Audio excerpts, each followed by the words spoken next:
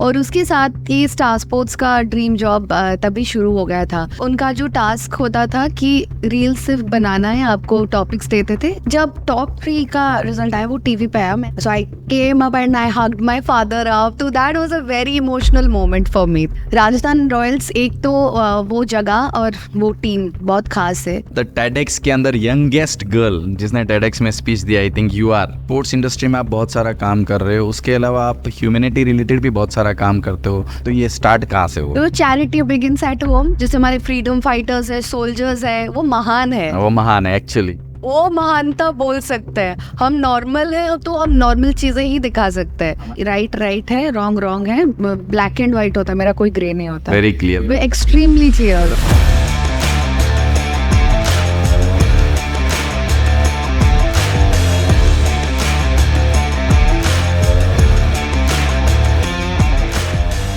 Welcome to the show कुछ अनकही बातें, जहाँ पर हमारे गेस्ट अपने दिल की बात बहुत ही सुकून के साथ में करते हैं और दिल खोल के करते हैं। आज की हमारी खास गेस्ट है एक मल्टी टैलेंटेड इंसान जिनका नाम है प्रमिता मोहपात्रा। प्रमिता IPL की एंकरिंग हो या हॉकी वर्ल्ड कप की एंकरिंग हो, ह्यूमैनिटी से रिलेटेड कोई काम हो या ट्रांसजेंडर और डिसेबल्ड लोगों के लिए कुछ करने का जज्बा हो, ये सब करने की चाहत कूट कूट के भरी हुई है प्रमिता के अंदर। इन सब बातों को डिटेल में जानने के लिए हम सीधे चलते हैं आज के एपिसोड पर।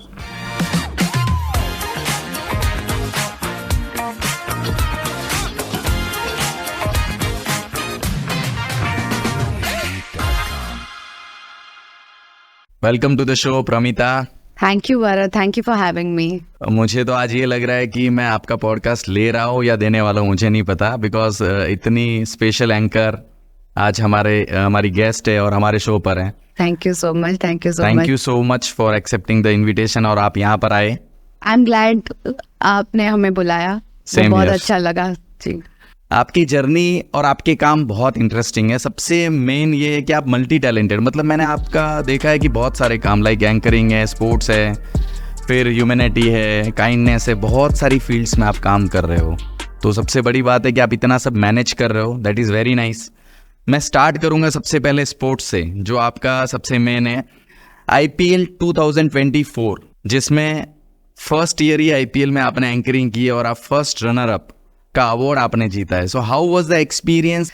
एक्चुअली कुछ ऐसे दिमाग में नहीं था, मतलब ऐसे एक दिन से बोले कि ऑडिशन देना है आपको। पहले तो राजस्थान रॉयल्स के लिए था, तो वो फरवरी में ऐसे बोले थे कि टीम से कि आप एक बार दे दो लुक टेस्ट ऑडिशन टाइप का, एक वीडियो क्लिप भेज दो एंड देखते हैं। तो पहली बार तो मुझे लगा नहीं होने वाला है, क्योंकि मैं तो सिर्फ 1 साल से ही हूँ और ये थोड़ा IPL जाना थोड़ा मुश्किल होता है। बट लकीली मुझे याद है बैठी थी और तुरंत उन्होंने कॉल किया कि आपके फ्लाइट्स का हो गया है बुक, आप आ जाओ कल परसों आ जाओ, आप रेडी हो ये हो। तो मुझे वो चीज पहले सिंक इन करने में थोड़ा वक्त लगा कि एक्चुअली हो रहा है कि एक्सेप्टेंस करने में टाइम लगा कि तो थोड़ा हाँ, तो मुझे वो एक मोमेंट याद है। और उसके साथ ही स्टार स्पोर्ट्स का ड्रीम जॉब तभी शुरू हो गया था। वो भी हम लोग जैसे उनका जो टास्क होता था कि रील सिर्फ बनाना है, आपको टॉपिक्स देते थे, ऐसे रिंग लाइट लगा के फोन से शूट करना है, उसके बारे में मुझे नहीं पता था। मेरी एक बहन और मेरी कज़न वो लोग थे और मेरे 2-3 दोस्त, वो लोग भेजे जा रहे हैं मेरे को रील्स, यार सब बना रहे, तुम भी बना लो यार, क्या बनाने में क्या जाता है। तो मेरा जो भी चीज़ होता है ना, मेरा दिमाग ब्लैंक होता है कि क्या होना है क्या नहीं, इतना मैं सोचती नहीं हूँ, मेरा माइंड बहुत फ्री रहता है।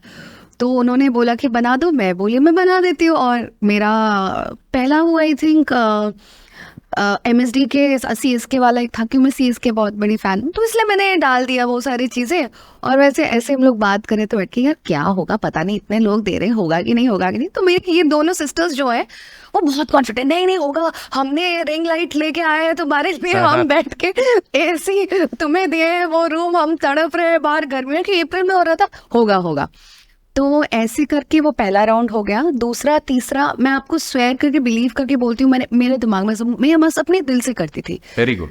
जो अपने दिल में आता था वो मैं करती थी।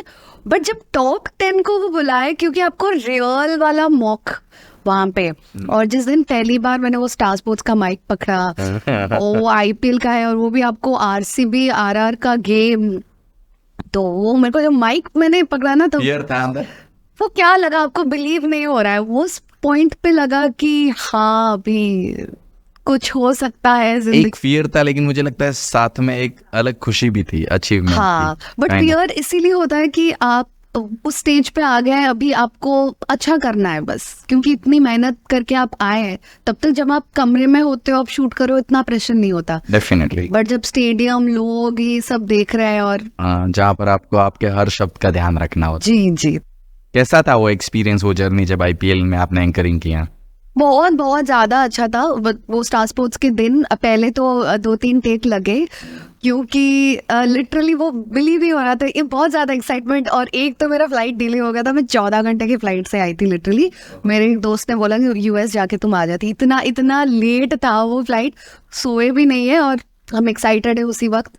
तो उसके बाद टॉप 10 के बाद टॉप 3 का जो सिलेक्शन था, आई थिंक वो सबसे टफ था उनके लिए, क्योंकि मैं तो उम्मीद नहीं कर रही थी। और मैं कल ही गई थी, मैं उनके एक हेड से मिली थी, तो वो बोले आप क्यों ऐसे हो कि आपको कभी उम्मीदें नहीं आती, क्यों ऐसे आप अंडर एस्टिमेट करते हो। मैं बोली मैं अंडर एस्टिमेट नहीं करती, मैं बहुत प्रैक्टिकल चीज़ों को देखती हूँ। कि हमेशा मैं ये देखती हूँ कि I know I am good enough, but there will be also 10 other people who will be better than Right, me. definitely. So sometimes you get a chance, sometimes you don't. So I think जब top 3 का result आया, वो TV पे आया, मैंने भी देखा नहीं, मेरे को 4-5 लोग बोले, so I came up and I hugged my father up. So that was a very emotional moment for me. तो कैसा रिएक्शन था आपके घर वालों का, आपके दोस्तों का? So I don't know, I never usually cry easily. I'm little emotionally resilient, but that time I hugged my father and cried. So वो moment खुशी मेरे के लिए आंसू। बहुत स्पेशल था। Very good, very good, and congratulations for that. Thank you. Rajasthan Royals के साथ आपका एक्सपीरियंस कैसा रहा है? राजस्थान रॉयल्स, एक तो वो जगह और वो टीम बहुत खास है, क्योंकि उनकी टीम में भी आप अगर पूरे प्लेइंग 11 को भी आप देखेंगे ना, वो जो मिश्रण है उनका बहुत बैलेंस्ड है। ओवरसीज के प्लेयर्स बहुत अच्छे, इंडियन प्लेयर्स भी बहुत ज़्यादा अच्छे, बट उनका मुंबई इंडियंस के अगेंस्ट था वो गेम, तो हमें 2-2 टीम्स का मैनेज करना पड़ रहा था। और ऐसा तो मैं नहीं बोलूँगी, इनिशियली थोड़ा मैंने ब्रेक लिया, समझा गेम कैसे चल रहा है क्या नहीं। उसके बाद जब बोला, जब आपकी पूरी आवाज़ पूरी स्टेडियम सुन रही है और वो सब, तो बहुत ही ज़्यादा अच्छा लगा। थोड़ा थोड़ा राजस्थानी बोलने की कोशिश किया मैंने। फेवरेट प्लेयर कौन था आपका राजस्थान रॉयल टीम में? मुझे तो यशस्वी जायसवाल सबसे ज़्यादा उस दिन, बटलर ऑल्सो, पर यशस्वी जायसवाल उस दिन उन्होंने शतक बनाया था, मुझे याद है। तो वो एक उभरते हुए खिलाड़ी है जिनको हम आने टाइम में भारत के लिए देख सकते हैं कि वो बहुत अच्छा खेल सकते तो हैं। जब आप एंकरिंग करते हो तो स्पेशली कोई आपको अच्छा लगता है, उसके लिए कुछ स्पेशल एंकरिंग होती है? नहीं, ऐसा कोई स्पेशल तो नहीं होता, क्योंकि हाँ अगर MSD का होता होगा या रोहित शर्मा ऑब्वियसली थे उस टाइम पे, तो वो एक्साइटमेंट हो जाता है, क्योंकि वो चाइल्डहुड हीरोज है हमारे, विराट कोहली हो, तो उनके लिए वो एक्साइटमेंट आ जाता है। Definitely, कोई सवाल नहीं। क्रिकेट के अलावा भी आप काफी जगह पे एंकरिंग करते हो, हॉकी, खो खो, तो अपार्ट फ्रॉम द क्रिकेट, क्योंकि क्रिकेट का एक अलग लेवल का क्रेज है, तो ये खो खो और इसमें जब आप हॉकी में करते हो तो वो एक्सपीरियंस आपका कैसा है? सारे गेम्स ही बहुत ज़्यादा अच्छे लगते हैं। हॉकी एक ऐसा गेम है जो हमारा भारत का नेशनल गेम है, जो अभी मुझे बहुत खुशी होती है कि मैं जहाँ से आती हूँ, उड़ीसा से, वहाँ इस गेम को बहुत प्रायोरिटी देते हैं। हमारे एक CM ने इस गेम को लिटरली रिवाइव किया, और जिस आकार में इंटरनेशनल की 2 वर्ल्ड कप इन्होंने होस्ट किया, उस हिसाब से मैग्नीट्यूड अगर आप देखेंगे, जो गेम होता है, सारे इंटरनेशनल प्लेयर्स वो उस लेवल को लेके आए इस गेम को, तो वो बहुत मज़ा आता है। आप अगर देखेंगे फील्ड हॉकी सामने खेलते हैं ना, वो क्वार्टर्स में, और ऑडियंस भी, हमारे उड़ीसा के लोग तो हॉकी के लिए स्टेडियम हमेशा फिल होता है, मतलब वो आएंगे पूरा फील्ड अप होता है। मतलब नॉन इंडिया गेम में भी वो लोग आते हैं, राउरकेला में होता है और कलिंगा स्टेडियम भुवनेश्वर में, नॉन इंडिया गेम में भी वो लोग आते हैं। तो वो जब, और वहाँ तो और ज़्यादा मज़ा आता है, क्योंकि हमें लोकल लैंग्वेज बोलना पड़ता है। वेरी गुड, तो बढ़िया बोल सकते हैं। और ये चीज़ है वहाँ पे कि आप जितना इंग्लिश बोल लो, हिंदी भी बोल लो, बट जब आप उड़िया बोलते हो ना, एक भी लाइन बोल दो तो like any of the state, अगर आप Yeah, लोकल लैंग्वेज हाँ। यूज करते हो तो वो इम्पैक्ट ही अलग आता है। तो उनका वो चीज होता है, तो वो अच्छा Definitely. लगता है। हाँ, वैसे उड़ीसा का आपने कहा, तो उड़ीसा का तो आपका द TEDx के अंदर यंगेस्ट गर्ल जिसने TEDx में स्पीच दिया, आई थिंक यू आर, तो वो एक्सपीरियंस कैसा था? आई थिंक आप उस टाइम 21 साल Yeah. के आसपास आपकी एज थी, तो TEDx के अंदर youngest girl of Orissa, how was the experience और आपने किस चीज के बारे में बोला था वहां पे? वो भी मुझे सिर्फ होस्ट करने के लिए बुलाया गया था कि आप होस्ट कीजिए, तो उन्होंने उसके बाद जर्नी देखा, तो आप एक इंट्रोडक्टरी कुछ बोलिए। ओहो, और वो थीम मुझे एग्जैक्टली कौन सा था याद नहीं, बट इतना मुझे पता है वो फेथ के ऊपर था कि जो जिंदगी में हम सोचते हैं कि कोई कौन से लेवल से आ रहा है, कि किसकी क्या परिस्थितियां हैं, और हमने जितने बड़े बड़े लोगों को भी देखा है अपने लाइफ में, वो कैसे अपनी हम्बल बिगिनिंग से, या जिनके पास कुछ भी नहीं था। Very true. और मुझे अभी भी याद है, मैंने कुछ तो चार्ल्स डार्विन के बारे में बोला था वहाँ पे, थ्योरी ऑफ एवोल्यूशन, कि उनको भी नहीं पता कि वो थ्योरी ऑफ एवोल्यूशन को इवॉल्व करेंगे, जिसके बारे में ये दुनिया को वो ये ज्ञान देंगे, but Charles Darwin did that. तो इन सारे चीज़ों के ऊपर मैंने, हाँ ये भी बोला था रजनीकांत जी, he was a bus conductor. तो हमें नहीं पता कि हम कहाँ से आगे और कहाँ जा सकते हैं, तो ये थीम यस, एंड रजनीकांत तो आज भी आप देखो the most down to earth Down to personality, I earth, think जी, जी, सो। जी। इतनी सिंप्लिसिटी, जी, जी। मतलब वो अगर अंबानी की शादी में जाए या कहीं पर भी जाए, हाँ, उनकी सिंप्लिसिटी, उनका काम बोलता है, उनकी जो जी जी पर्सनालिटी है वो जी, बोलती है। जी। TEDx का आपका एक्सपीरियंस है, स्पोर्ट्स का एक्सपीरियंस है, स्पोर्ट्स के अंदर आपने हॉकी में भी कमेंट्री की है जी। और क्रिकेट में भी, बेस्ट एक्सपीरियंस कहाँ का था? ये तो थोड़ा डिफिकल्ट है बोलना, मतलब देखिए IPL एक बहुत ही डिफरेंट फीलिंग होता है। Yes, एक नाम ही अलग है। हम अपने चाइल्डहुड हीरोज को देखते हैं, लाइक वो हम जब स्कूल में थे तो अचानक से हम, एक सपना होता है 10-12 साल, एक कॉन्स्टेंटली प्लेयर्स को देखते हैं, आप उनको इनवाइट करते हैं, और कभी कभी स्कूल के टाइम में आप ऐसे सोचते होंगे, मेरे बहुत सारे बैचमेट्स उस दिन टेक्स्ट करके बोले, यार we still hope we can see them and you actually getting to see them. तो वो एक फीलिंग अलग होता है।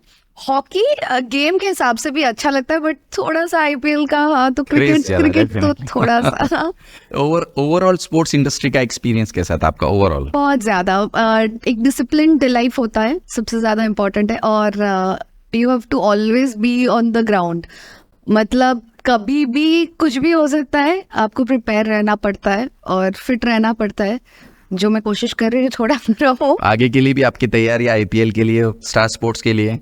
देखते हैं, लेट्स सी। तैयारी तो हमेशा, मतलब आपको रेडी रहना पड़ता है हर चीज। बट एक रहता है ना मन में कि हाँ मुझे ये पर्टिकुलर चीज में काम करने में मजा भी आ रहा है और मुझे करना है, तो वो इंटरेस्ट आपको है वहां पर? हाँ, नेचुरली होता है वो, ऐसा कुछ मतलब ये नहीं होता कि ऐसा नहीं है, मन जबरदस्ती कर रहे हैं, या वो फील ऑटोमेटिक आती है, ऐसा कुछ ये नहीं।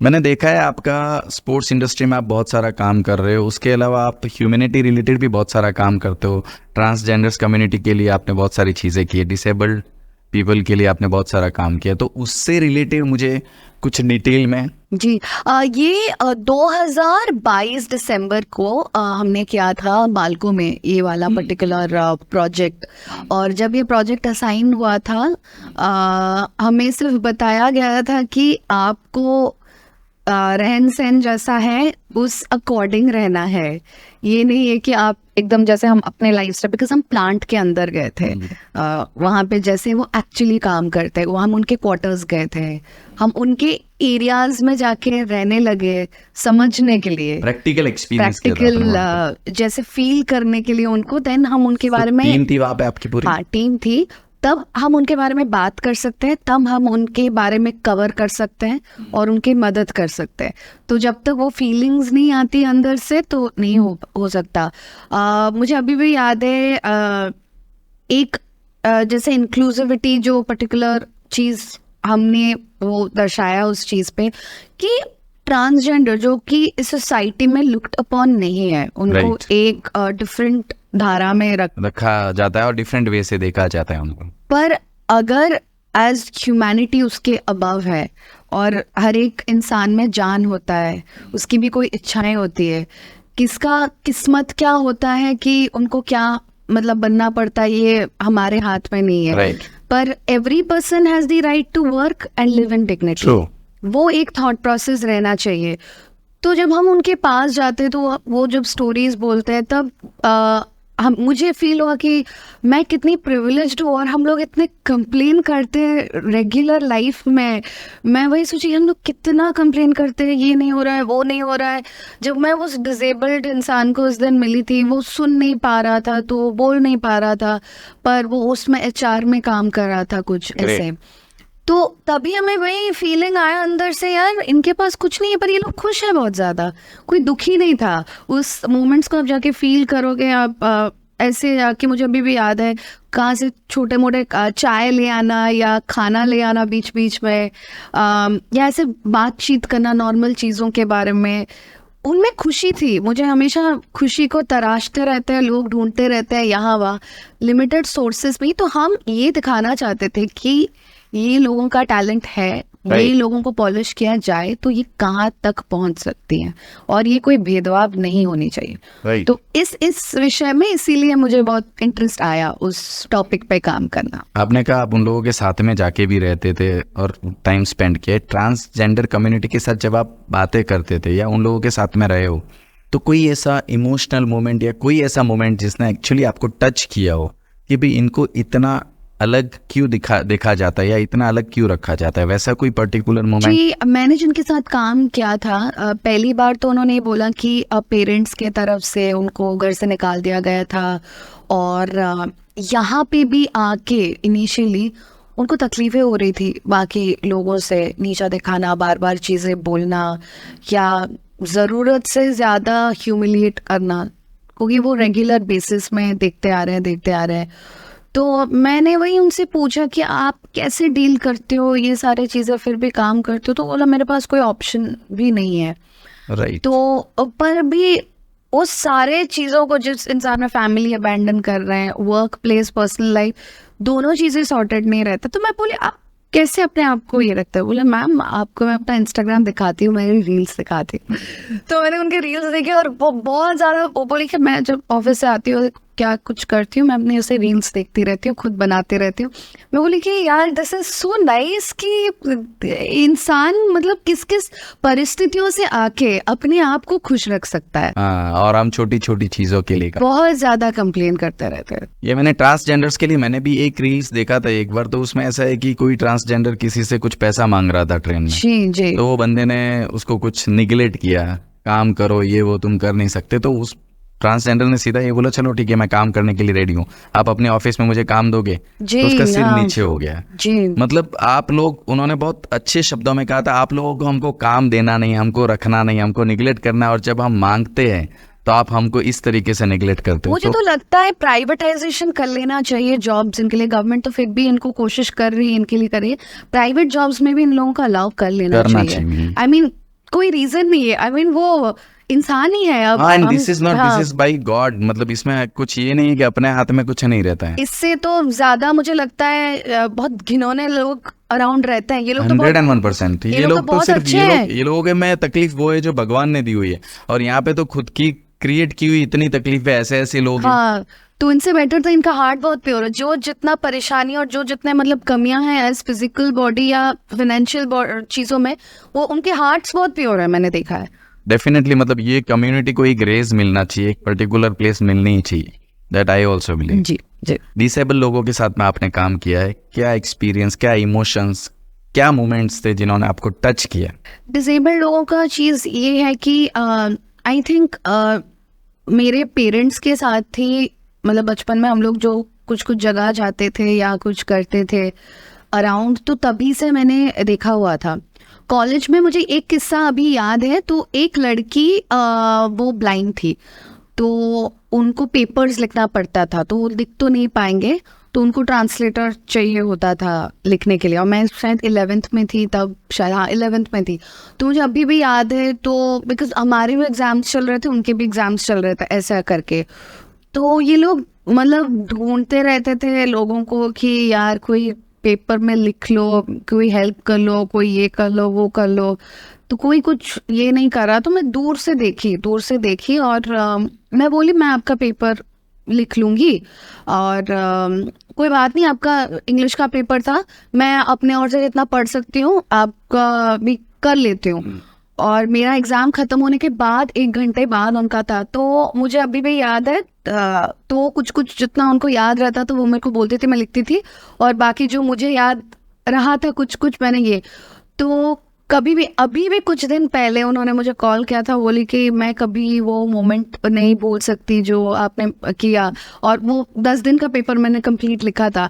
ऐसा कुछ नहीं कि मुझे किसी को मतलब करने के लिए करे, मेरे अंदर वो इमोशनल ये आता है कि कोई सामने ऐसे हो रहा है चीज़ें, तो एटलीस्ट मैं करूंगी नहीं भी, अगर मैं किसी को रूडली मना नहीं कर सकती उस पॉइंट ऑफ टाइम पे। Definitely, मुझे very nice. बहुत दर्द होता है, क्योंकि ये मेरे पेरेंट्स ने मुझे सिखाया है। और मैं वही पूछने वाला था, ये आपके अंदर आया कहाँ से? बिकॉज आप इतना सब इन्वॉल्व हैं इतनी सब चीजों में, तो ये स्टार्ट कहाँ से हुआ? तो चैरिटी बिगिंस एट होम जो एकदम सेइंग है, तो मैंने अपनी मम्मी को देखा हुआ है, कोई भी हाउस हेल्प हो उनको मदद करना।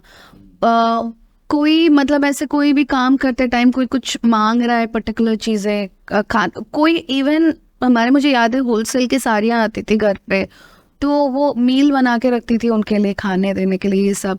और जब हम लोग ना कुछ कुछ, अभी भी मेरे को याद है, पिछले महीने घर पे थी, तो हम लोग सारे से खाना पीना करके बर्तन वर्तन ये कर रहे, ये सारी चीज़ें यहाँ फेंक देते। तो मम्मी ने मेरे को ये तुरंत बोला कि हमें पता है मेड आती है, ये आती है, इसका मतलब नहीं है तुम उन पे ऊपर ज़्यादा एक्स्ट्रा बर्डन दो, कुछ खुद तो काम करो, ये करो, वो भी इंसान है। तो ये बार बार अगर किसी मतलब पेरेंट्स आपको बोलते रहता है ना, आपके अंदर इनबिल्ट होते तो वो इनबिल्ट होता है चीज़ें। आप बाहर भी जाते हो ना, आप क्या ये होता है, तो वो परवरिश मैटर करता है। ये मेरा कोई क्रेडिबिलिटी नहीं है, मुझे लगता है ये उन्होंने हमेशा बार बार हर एक चीज़ में बोला है, तो वो मेरा दिमाग में रहता है। स्टार्ट होता है हमेशा। हाँ। अभी मैंने बहुत सारे लोगों को देखा है कि जो है ना कुछ सोशल वर्क या इस टाइप के काम शुरू करने की कोशिश करते हैं, उनको मजा भी आता है, अच्छा भी लगता है जी। कई बार उनको समझ में नहीं आता कि हम कहाँ से स्टार्ट करें। तो ऐसे कुछ पर्टिकुलर आप 3-4 पॉइंट ऑडियंस को दे सकते हो कि भाई आपको अगर चैरिटी, आपको किसी की हेल्प करनी है, तो कुछ नहीं तो आप ये बेस चीजों से आप स्टार्ट करिए। बेस चीज पहला अपना वो दिल होना चाहिए, पहला चीज। मतलब बहुत सारे लोग हैं जिनका दिल है, जो करना भी चाहते हैं, बट उनको समझ में नहीं आता कि हम क्या करें, कहाँ से शुरू करें। आप देखिए, बहुत एनजीओज होते हैं आपके अराउंड, आप विजिट कीजिए जाके, पहले आप जाइए वहाँ पे। कुछ ऐसा नहीं है कि पहले आपको कुछ लमसम दे देना है, कुछ ये करना है, पहले अंडरस्टैंड कीजिए। क्योंकि लास्ट ईयर भी हमने एक प्रोजेक्ट किया था, एक सोच, एक ऑर्गेनाइजेशन है हमारे वहाँ पे, वो चिल्ड्रन की बेस था, जो कि मतलब डिस्प्लेस्ड चिल्ड्रन है, उनके ऊपर, जो उनको कलेक्ट करके लेके आते थे, जो रेलवे स्टेशन हो या एक्सट्रीम गरीब हो, जिनके मतलब ऐसे मतलब भीख मांगते हैं टाइप के, जिनके पास पढ़ाई का इंस्टेबिलिटी हो जाता है, तो उनको लेके वो आते थे। और वो हमें भी ये बोलते थे कि आपके अराउंड भी अगर प्रमिता आपको कोई मिलते हैं कि लाइक जो पढ़ नहीं पा रहे हैं और उनको मतलब मजदूरी करना पड़ रहा है, क्योंकि प्रेवलेंट है, मैं देखती हूँ कहीं ना कहीं। आप गोलगप्पा भी खाने जाते हो ना, कभी 13 साल या 14 साल का लड़का वो आके गोलगप्पा पूछते हो, आप पढ़ाई नहीं करते? नहीं। और ऊपर से उनको पता चलता है कि उनको उतना पेमेंट भी नहीं मिल रहा है। डेफिनेटली नहीं। तो वो सारी चीज़ें देख के बहुत मतलब खराब लगता है कि आप वैसे स्टार्ट कर करके ये चीज़ें करोगे ना, तो ऑटोमेटिक आता है। ये मैं करके कि सोची नहीं थी कि मुझे ये करना है, वो मैं कभी नहीं सोचती। मैं जितना अपने कैपेसिटी हो सकता है मैं उतना कर सकती हूँ, बट हाँ, इस एक इंसान के अंदर एक ह्यूमैनिटी अगर होगा तब वो प्रोसीड अराउंड कर सकते। डेफिनेटली वो तो 101% रहेगा। बहुत सारे लोग चैनलाइज नहीं कर पाते, बट आई थिंक सो बहुत सारे लोग, जैसे आपने कहा है, ऐसे भी स्टार्ट कर सकते हैं अगर उनको स्टार्ट करना है तो। कि भाई घर से एक बंदे के खाने का पैकेट बना दिया, आज किसी भूखे इंसान को हम लोगों ने खाने का पैकेट दे दिया। कोई ज़रूरतमंद अगर कुछ चीज़ बेच रहा है, हमने उसके पास से कुछ चीज़ें खरीद ली, आज उसके घर में खुशी आ जाएगी। जैसे दिवाली आती है, होली आती है, कोई ओकेशन आता है, वो ओकेशन पे हम अगर किसी को कुछ दे देते हैं, किसी की हेल्प करते हैं, किसी से बात करते हैं, आई थिंक उससे भी खुशी मिलती है। ऐसी छोटी छोटी चीज़ों से अगर कोई स्टार्ट करना चाहे तो मुझे लगता है कि बहुत सारी चीज़ें हैं करने के। बहुत जी। अब मैं आपका देख एंकरिंग, जो एक शो शाइनिंग ऐसा देखने जाएंगे तो IPL या दूसरा ध्यान करा, और दूसरा ह्यूमैनिटीज़ जो कम्प्लीटली अलग, ये दोनों को बैलेंसिंग करना। आप एक वो दुनिया में जाओ फिर वापस ये दुनिया में आओ, तो आप कैसे बैलेंस कर लेते हो? मैं किसी चीज़ से इतनी अटैच्ड नहीं हूँ।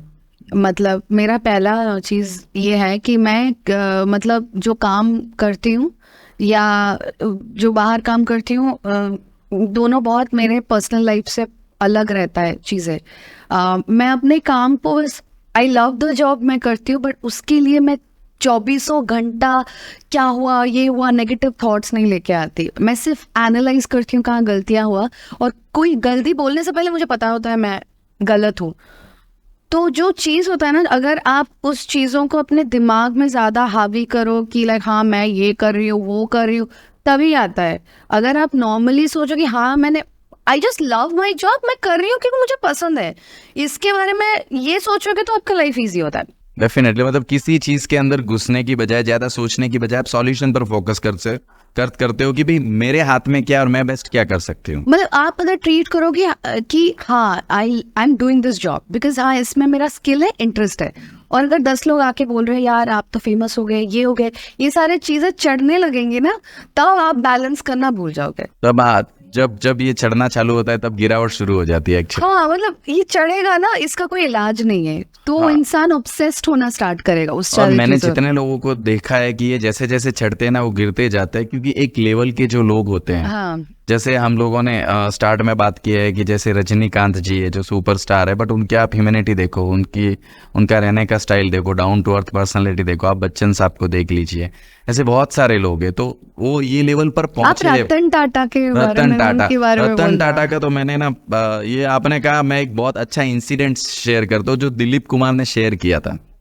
दिलीप कुमार अपने जब आज इंडस्ट्री में जैसे समझो टॉप लेवल के एक्टर्स है, हमें अमिताभ बच्चन या जैसे, तो दिलीप कुमार अपनी सबसे टॉप लेवल पे थे, और टॉप लेवल पे थे उस टाइम। वो एक बार फ्लाइट में ट्रैवल कर रहे थे, जब वो फ्लाइट में ट्रैवल कर रहे थे तो जैसे ही फ्लाइट में घुसे तो पीपल आर क्रेजी, तो हर कोई उनके साथ में बात करने के लिए, फोटो खींचने के लिए क्रेजी थे, because he was the top actor. And फिर उनकी एक सीट पर वो बैठे, सीट के पास में एक बंदा बैठा था, वो अपने काम में मस्त था। बट अभी वो दिलीप कुमार के अंदर ये कि भाई मैं इतना टॉप एक्टर हूँ और मेरे को अगर कोई पास में बैठा जो मुझे देख भी नहीं रहा, बात भी नहीं कर रहा है, अब वो अंदर ऐसा रहता है तो आदमी को रहे कैसे। तो उसने फिर भी बात करने की कोशिश की, सर आप मूवीज देखते हो? तो पास वाले बंदे ने जस्ट जवाब दिया हाँ मैं कभी कभार देखता हूँ, और वापस वो अपने काम में लग गया। तो अंदर से वो कि यार इतना देख भी रहा है बंदा और वो मुझसे बात भी नहीं कर रहा है। तो लास्ट में जब वो बाहर निकल रहे थे ना, बाहर निकलते निकलते दिलीप कुमार खड़े हुए और उन्होंने आखिर में वो होता है कि मेरा इंट्रोडक्शन दे दूँ कि बता दूँ मैं कौन हूँ करके।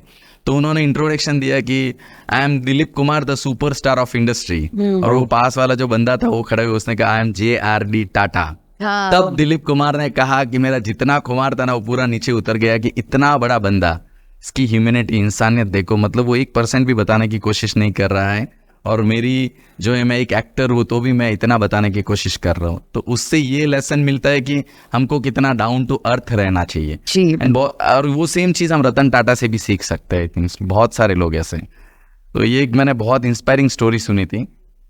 आपका वर्क एक्सपीरियंस, TEDx टॉक हमने सुना, स्टार स्पोर्ट्स का सुना, ह्यूमैनिटी के बारे में सुना।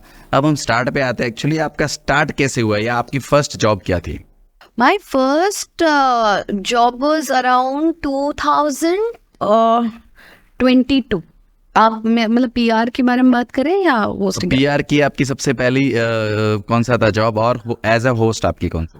तो मेरा पहले फ्रीलांसिंग का ही मेजर रहता था, पब्लिक रिलेशंस का। तो हमने सोचा था हम टाई अप करेंगे अपने यहाँ जितने सारे NGOs है वगैरह, उनके साथ टाई अप करके एक प्रोजेक्ट लॉन्च करेंगे। तो हमने मेंस्ट्रुअल हाइजीन के ऊपर, वो पहला प्रोजेक्ट था जो हमने किया था, जो हम सिटीज़ बोल रहे, बहुत सारे विलेजेस में गए और हमने उनमें सैनिटरी पैड्स हो या जितने सारे हेल्थ एक्सपर्ट्स हम लेके गए थे, और वो लोग जो कपड़े यूज़ करते हैं, ये उनको सारे चीज़ें इरेडिकेट करने के लिए हमने सोचा था कि ये पहले चीज़ हो।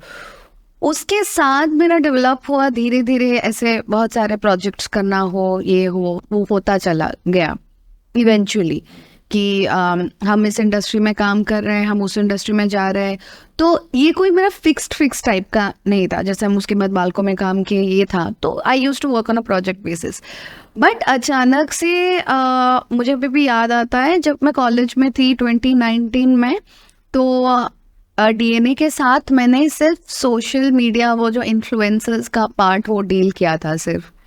तो तभी उन्होंने ऐसे मजाक में पूछा था तुम ट्राई क्यों नहीं करती ये सब। मैं बोली यार ऐसा तो कुछ आइडिया नहीं है अभी तक।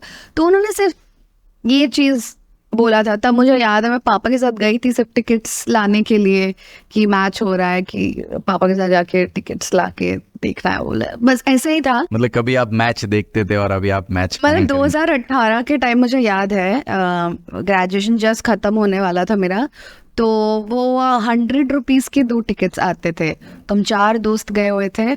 और मुझे अभी भी याद है जो हॉच पॉच उस टाइम पे था कि हमें मतलब, और वो भी इतना ऑब्वियसली प्रीमियम टिकट नहीं था, वो बहुत ही मतलब कोने में बैठ के चिल्लम चाले काली। मतलब ऐसे चारों हम लोग बैठे हुए हैं, मतलब वो उस टाइम सलमान खान आए हुए थे और ये पूरा वो पहला मेडन सीन, सलमान खान एक दिन आए थे और Shahrukh Khan also had come, मतलब ऐसा उनका सेटअप जो ओपनिंग सेरेमनी था। हाँ, Shahrukh Khan was there, Salman Khan was in another day.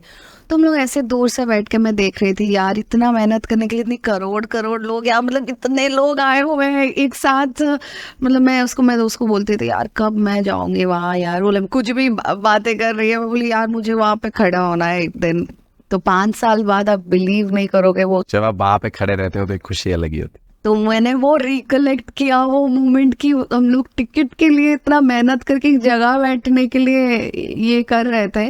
तो तभी 2022 के अराउंड उन्होंने ऑडिशन लिया था कि कर लो, और मैंने बस कर दिया, मुझे पता नहीं कि सही हो रहा है गलत हो रहा है, बस ट्राई कर दिया। और 2023 को मतलब दिसंबर 2022 एंड में बोले कि हॉकी वर्ल्ड कप हो रहा है, आप सिलेक्टेड हो, आप आ जाओ। Very तो good. Then started, boom.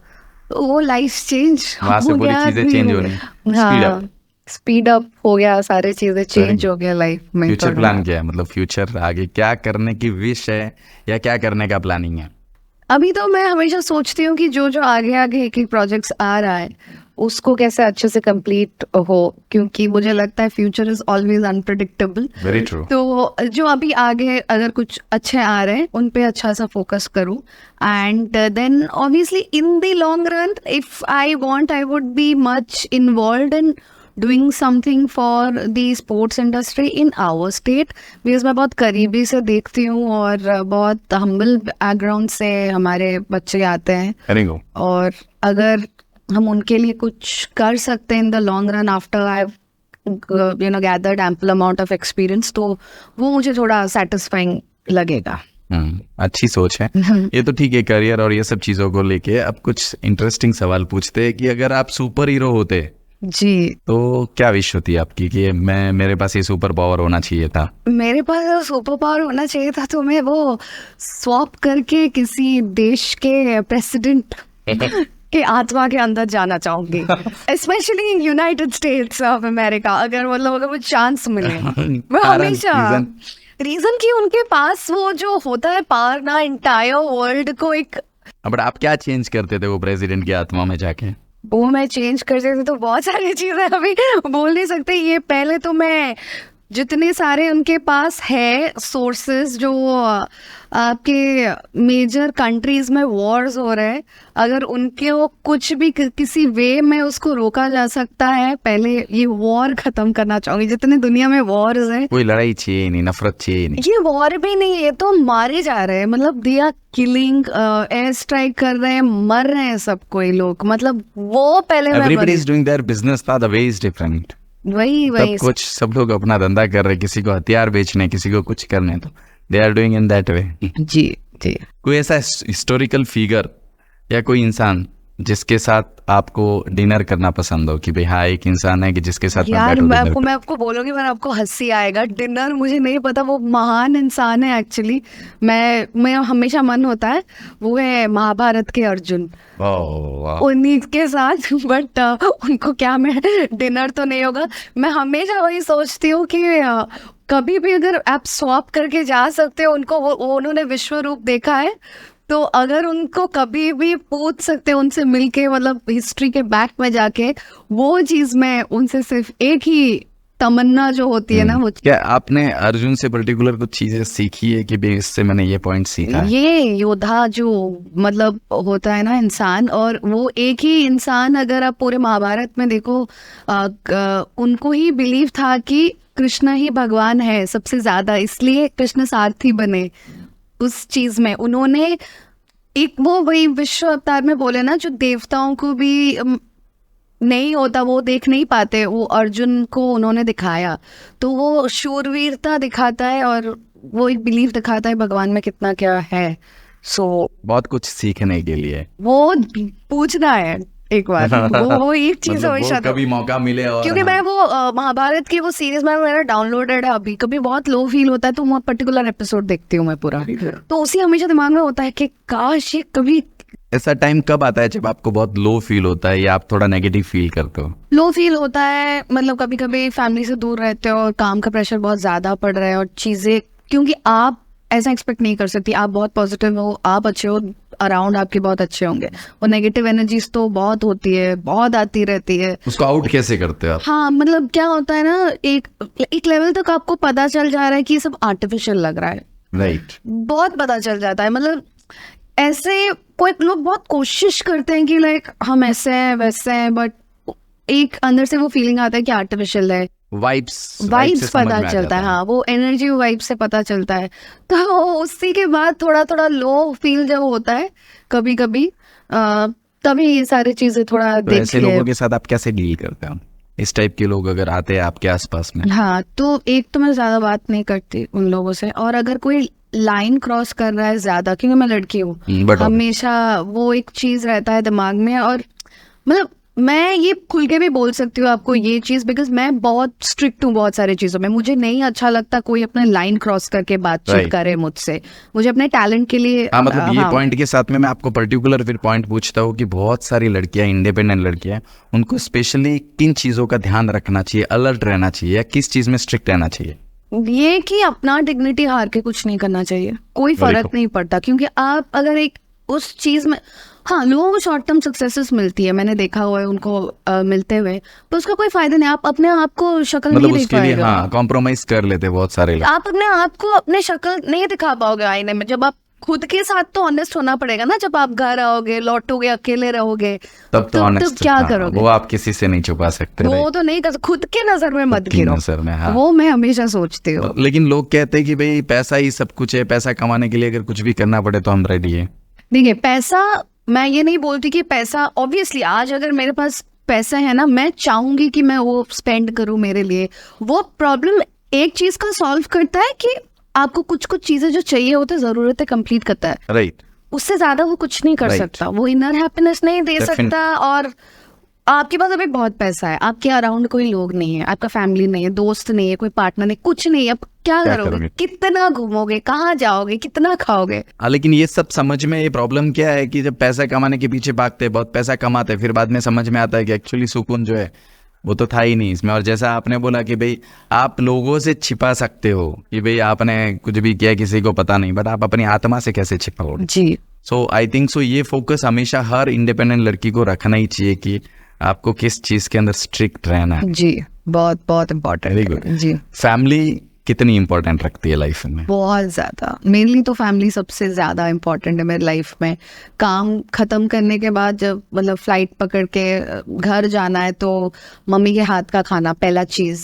तो होटल के खाना खा के तो पूरा पक जाता है इंसान एक लेवल तक, तो वो एक इम्पॉर्टेंट चीज़ होता है। मेरी बहन है, छोटी बहन, तो उसके साथ बैठ के बातें करना, पापा मम्मी के साथ, और मेरे सारे कजन्स और मतलब मामा मामी सब आसपास रहते हैं, सो उनके साथ गेट टुगेदर एक होना, नॉर्मल सी होना। और मेरे बचपन के दोस्त भुवनेश्वर में, तो एक चीज़ होता है ना, काम खत्म करने के बाद इन सारी चीज़ों में जाते हो, आपको काम खत्म करने के बाद एक वो होता है ना वाइब, किसके साथ शेयर करोगे।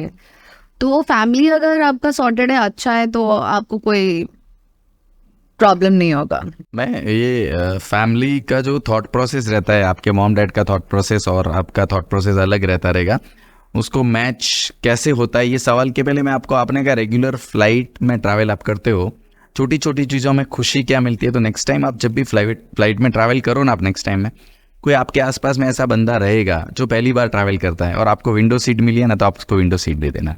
हाँ हाँ क्योंकि मैंने ये एक चीज देखी है कि वो पहली बार बैठते हैं ना तो उनको विंडो सीट का क्रेज रहता है और उनको जो खुशी मिलती है ना, जी जी और इसमें अपने घर का जो रेगुलर ट्रैवल कर रहा है उसका कुछ भी नहीं जाता है। जी। मैंने एक बार किया था, मुझे पता चल गया था, एक लेडी, एक छोटा सा बच्चा था और उनके एक हस्बैंड थे, तो क्योंकि मेरा विंडो सीट था तो इस तरफ से वो बार बार फोटोज ऐसे कर रहे थे और वो बार बार वीडियो कॉल कर रहे थे। मैं बोली आप बैठना चाहते हो आप साइड में? मैंने वो हिचकिचाए, बोले नहीं नहीं हम फोटोज लेना चाहते हैं। मैंने बोला आप बैठिए, मैं तो हर 7 दिन में आती हूँ, आप बैठिए। तो वो दोनों भी उड़िया थे और वो दोनों उसके बाद बात करने लगे नॉर्मली मेरे साथ। आज उनके नंबर्स भी है मेरे पास, तो वो कभी कभी मैसेज करते हैं, टेक्स्ट करते हैं। बहुत एक्चुअली लगता है हमको छोटी छोटी चीजें ये हैप्पीनेस देती है।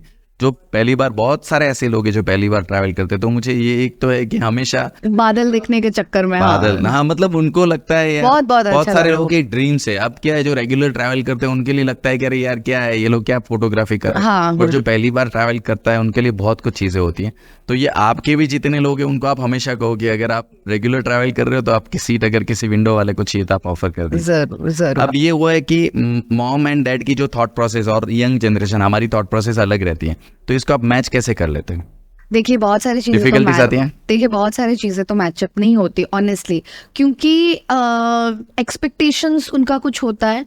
बट ये मैं सोचती हूँ मेरे पेरेंट्स कोशिश करते हैं हमारे मतलब जनरेशन के साथ मिलने के लिए, कोशिश कर रहे हैं, एफर्ट्स दे रहे हैं, तो हमें भी कुछ लेवल तक एफर्ट्स डालना पड़ेगा। वो कभी मतलब इक्वल नहीं हो सकता, जितना भी हो ऊपर नीचे होगा।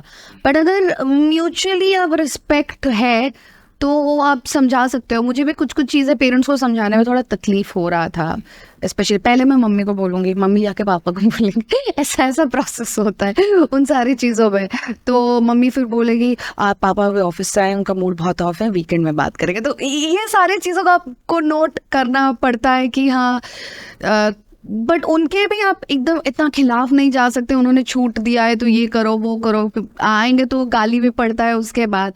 तो ये मैंने सीखा है कि वो 100% तो ये नहीं होगा, दोनों साइड से एफर्ट्स करना पड़ता है और बैलेंस आउट करना पड़ता है। वो तो 100% है। दूसरा, एक फादर जो रहता है ना, उसके दिल में हमेशा ये रहता है कि मेरी बेटी की सिक्योरिटी, और उसको कोई तकलीफ नहीं। हाँ। अब इसमें प्रॉब्लम ये आता है कि एक पिता ये सोचता है और बेटी सोचती है अरे मेरे पापा तो मुझे बिल्कुल फ्रीडम भी नहीं देते, तो इसके अंदर बहुत कॉन्फ्लिक्ट चलता है ऑलवेज। तो ये बहुत सारे लोगों के, स्पेशली जो टीनेजर्स हैं, अभी आपको लाइफ का इतने साल का एक्सपीरियंस हो गया है और आपको समझ में आ गया है कि एक पापा माँ हमारे लिए क्या सोचते हैं, तो फिर आप बैलेंस करके समझा सकते हो। बट जो टीनेजर्स होते हैं वो कैसे डील करें इस प्रॉब्लम्स को? क्योंकि जब टीनेजर्स होते हैं ना, उनको ये दिमाग में नहीं होता, नहीं बैठता है, तो क्योंकि डील कैसे करें? उनके लिए तो फ्रीडम चाहिए उनको।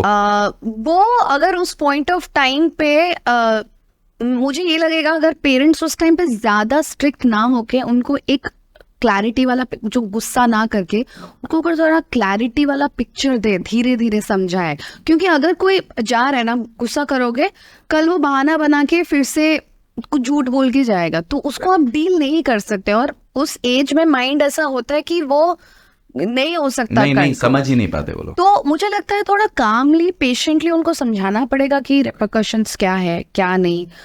धीरे धीरे समझा के आप ये कर सकते हो। और बाकी मुझे ये लगता है वो इंडिविजुअल फैमिली से आती है, सीख आता है। हम लोग भी मतलब ऐसे बहुत घूमे हैं, ऐसे लाइक कॉलेज टाइम पे हम लोग भी मतलब हमारा गैंग होता था, ये होता था। बट आपके अगर ऐसा है कि मुझे कितना नियंत्रण रहना है, मुझे कितना बैलेंस आउट करना है, तो आप रहेंगे। नहीं तो ऐसे भी आप 30, 35, 40 में भी आएंगे, आप वेवर्ड रहेंगे। वेरी सो वो अंदर होना चाहिए कि फन कितना लिमिट तक लेना है, पढ़ाई कितने बजे तक क्या करनी है, घर पे क्या रहना है। और सबसे ज्यादा ये एक्चुअली लेट नाइट का वो जो सारा कल्चर एक्चुअली वो हेल्थ पे इफेक्ट करता है। मैं मेंटली तो नहीं जाना चाहती, सबका अलग अलग पर्सपेक्टिव है, बट वो बॉडी हेल्थ को वो डिटेरियोरेट कर रहा है। वो साइंस भी अभी वही बोल रहा है कि unhealthy lifestyle is leading towards destruction. तो वही एक चीज है। Somewhere things are related.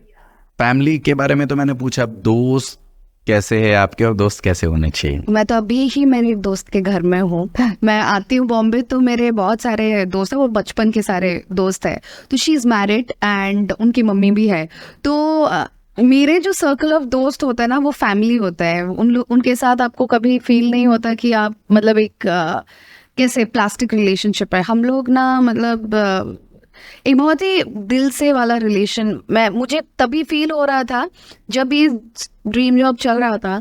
ये लोग जितने अक्रॉस शेयर कर रहे थे, टैग कर रहे थे, मतलब मुझे कोई फर्क नहीं पड़ रहा है कि वो कर रहे, मैं किसी को नहीं बोलती थी, पर वो दिल से आता है ना आपके दोस्तों के अंदर कि नहीं तुम जाओ तुम करो।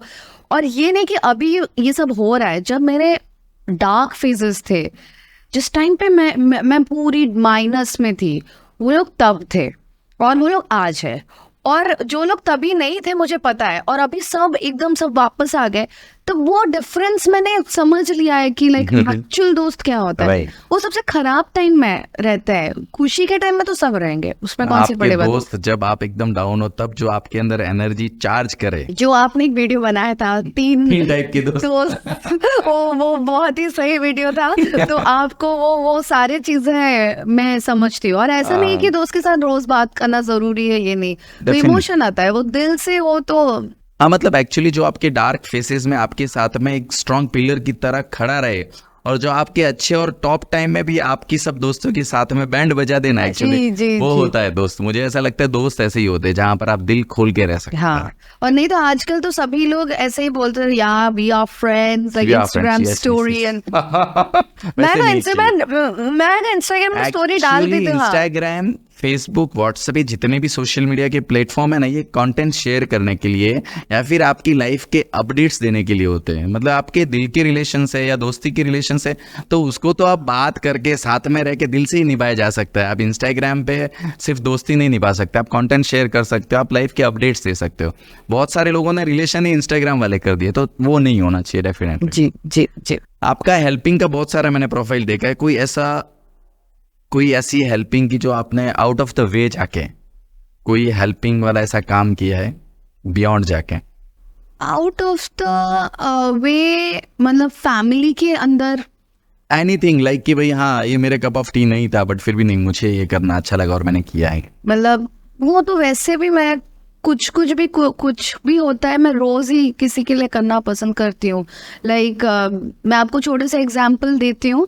मैं आपको इतना लेवल तो मैंने क्या किया होगा मुझे नहीं पता, वो मैग्नीट्यूड मैंने मेजर नहीं किया है, बट अभी जब मैं फ्लाइट से आ रही थी कि अगर कोई हमसे सीनियर सिटीजन्स आ रहे हैं, वो वेट कर रहे हैं, तो अगर कोई नहीं जा रहा है मैं इंश्योर कर लेती हूँ वो पहले जाए।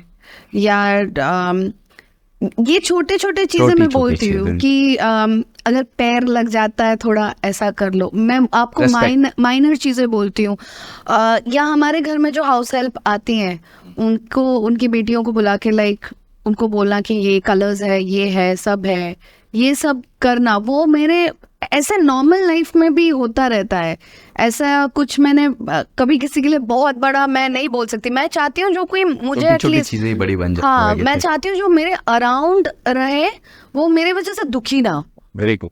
वो एक थॉट है कि मेरे वजह से एटलीस्ट दुखी ना हो, क्योंकि मैं नहीं सो पाती यार, मैं बहुत इमोशनल हूँ सारी चीज़ों में। मुझे तो ये नहीं पता लगता कि लाइक लोग इतने, कोई अगर ज़्यादा लेवल का मुझे बुरा ट्रीट भी कर लेता, क्योंकि मैं कभी किसी को उस लेवल तक ट्रीट नहीं कर पाऊंगी, तो मैं बोलती ये लोग कैसे ऐसे बात करते हैं, ये करता है। तो मैं जाके एक बार मम्मी से पूछी, यार मतलब होता है, आप इतना ट्रैवल करते हो, हर प्रकार के लोग बोलते हैं, तो मम्मी मेरे को एक चीज़ मैंने समझाई, वो तुम वैसी हो वो प्रॉब्लम नहीं है, कि वो इंसान वैसा है, उसका गुस्से में वो रिफ्लेक्शन आता है। Very true.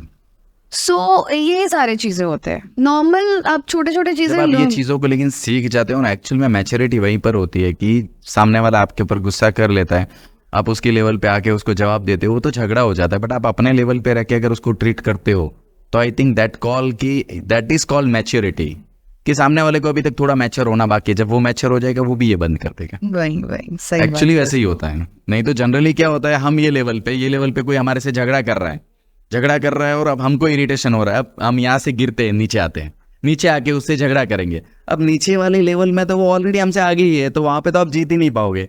तो पहले आपको वो नीचे लेता है, फिर वहाँ पे आके आपको वो पूरा हरा देता है।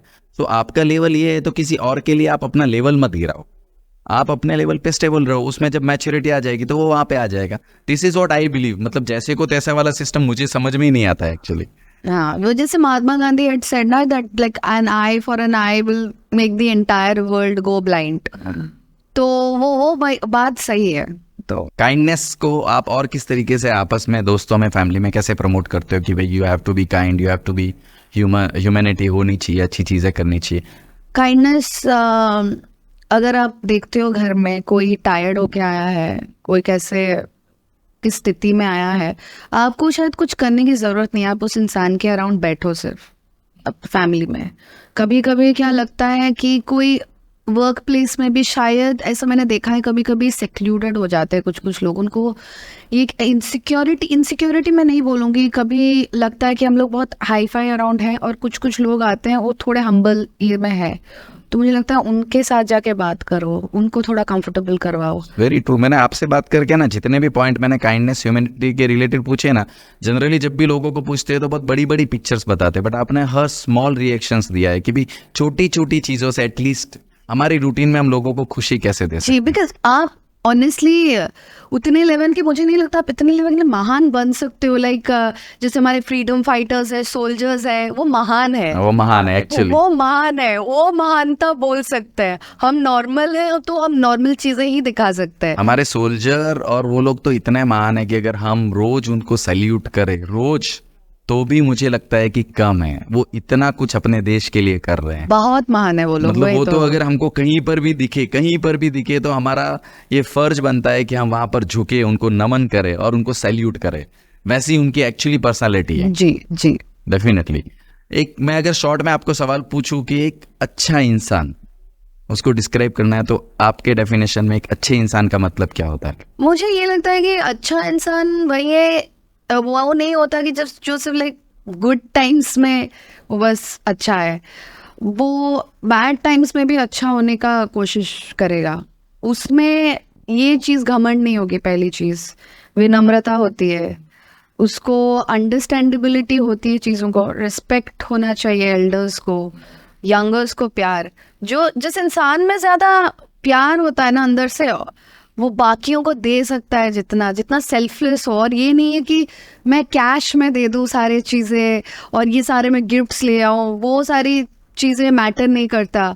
बट कोई अगर नॉर्मली भी डे ऑफ है, कोई आपको कुछ अच्छी बातें बोल रहा है और वो नेचुरली कर रहा है, ऐसे नहीं कि मैं कुछ ज़बरदस्ती कर रही हूँ किसी के लिए, तो और आप हमेशा देखे होंगे ना जो नॉर्मल रहते हैं लाइफ में, वो जो बहुत अच्छे इंसान में देखे बड़े स्ट्रेट फॉरवर्ड चिल्ड आउट रहते हैं वो, और जो ज्यादा बहुत एक्सट्रीम स्वीट बातें करते हैं, मुझे तो बहुत डर लगता है उनसे।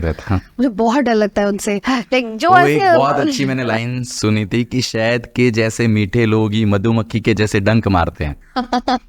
तो उतना मीठा नहीं होना चाहिए, और उतने मीठे लोगों से तो हमेशा सावधान रहो। जी जी जी जी। वो एक लाइफ में आपका कभी ऐसा मोमेंट आया है कि आपके पास है ना डिफिकल्टी हो जाती है कि भाई ये चीज़ राइट है और ये रॉन्ग है, बट मुझे राइट को चूज करना है, बट मैं ये दुविधा में फंस गई हूँ कि ये पोजीशन में मैं ये चूज नहीं कर सकती? नहीं, मुझे नहीं होता, मुझे पता होता है वो राइट चीज है, राइट है, रॉन्ग है, ब्लैक एंड व्हाइट होता है, मेरा कोई ग्रे नहीं होता। Very clear. मतलब कोई आप इस चीज में अगर कोई भी बड़ा आदमी है, कुछ भी है, बट मुझे अगर राइट का फेवर लेना, ठीक है चला जाए, अगर वो मूवमेंट काम चला जाता है या वो कुछ चीजें रिलेशन खराब हो जाता है, मुझे फर्क नहीं पड़ता, क्योंकि अगर गलत हो रहा है मुझे पता चल रहा है गलत है, उसके पीछे क्यों जाके मैं मरम्मती करूँ, उसको बेटर करूँ, ये करूँ। लेकिन जनरली ऐसा होता है ना कि भाई हाँ, कभी कभी अपने को लगता है कि भले ही ये रॉन्ग है तो भी मेरे को इसको सपोर्ट करना है क्योंकि इससे मुझे फायदा होने वाला है। नहीं, वो एंड ऑफ द डे वो चला जाएगा, वो कुछ फायदा नहीं होगा। क्योंकि अगर फायदा सोचते हो ना, दूसरा इंसान फायदा सोचते है, वो सिर्फ फायदा ही सोचता रहे, वो स्पाइरल कॉर्ड के टाइप वो बढ़ता जाता है, वो कट कर लेना बहुत इंपॉर्टेंट है सही टाइम पे। तो स्पिरिचुअलिटी और भगवान में बिलीव करते हो? जी, बहुत ज्यादा, बहुत ही ज्यादा। मतलब मैं ये ऐसी नहीं हो कि मैं वो व्रत करना हो, या मतलब मैं रिस्पेक्ट करती हूँ, बट मुझे लगता है वो एक बहुत ही हायर पावर होता है। लाइक मैं हमेशा बोलती हूँ कि भगवान आपके अंदर है, शैतान आपके अंदर है, तो आपको डिसाइड करना पड़ेगा आपको किस वे में लेना है लाइफ में, क्योंकि वो हर जगह होता है। और अगर और मैं समझ नहीं पाती जो नास्तिक लोग हैं, मतलब एक एग्जाम्पल वही देना चाहती हूँ कि अगर अभी एक फ्लड आ गया, एक सी वेव आ गया, फंस गए हो, आप मरने वाले हो, किसको बुलाओगे उस टाइम पे?